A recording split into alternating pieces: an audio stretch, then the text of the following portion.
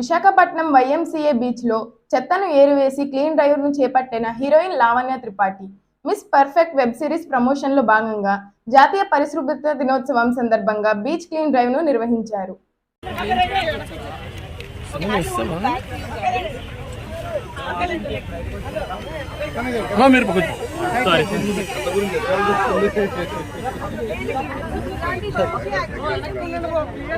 అలా బ్యాక్ వెళ్ళే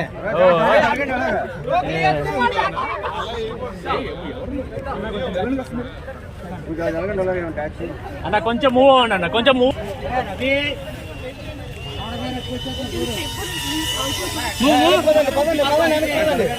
అన్న రండి అన్న అలా తీసుకురండి